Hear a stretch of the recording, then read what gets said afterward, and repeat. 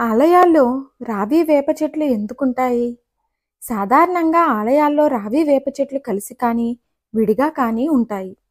రావి విష్ణు స్వరూపం, వేప లక్ష్మీ స్వరూపం. ఈ జంట వృక్షాలను పూజిస్తే దంపతులు అన్యోన్యంగా ఉంటారు. దాంపత్య దోషాలు తొలగి సంతానం కలుగుతుందని పద్మపురాణం పేర్కొంది. రావికి బోధి వృక్షం, అశ్వత్థ వృక్షం అనే పేర్లున్నాయి.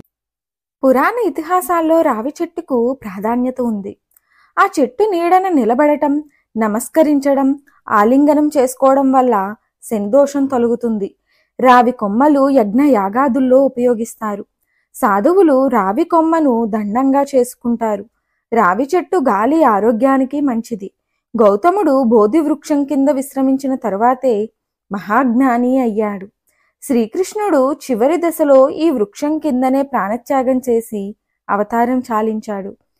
ఇక వేప ఎన్నో ఔషధ గుణాలు కలిగి ఉన్న దివ్య వృక్షం.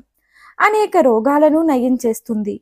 రావి వేప కలిసి కనుక ఉంటే అక్కడ మహాశక్తి ఆవరించి ఉంటుందని పెద్దలు చెబుతారు. వేప చెట్టు ఇంటి ముందు లేదా వెనుక భాగంలో ఉండాలే కానీ కుడి ఎడమ భాగాల్లో ఉండకూడదు. రావి చెట్టును ఇంటి వద్ద నాటకూడదు. మరిన్ని ఆధ్యాత్మిక విషయాల కోసం మా ఛానల్ను సబ్స్క్రైబ్ చేయండి. వీడియో నచ్చితే లైక్ చేయండి, షేర్ చేయండి, కామెంట్ రూపంలో మీ అభిప్రాయాన్ని తెలియచేయండి.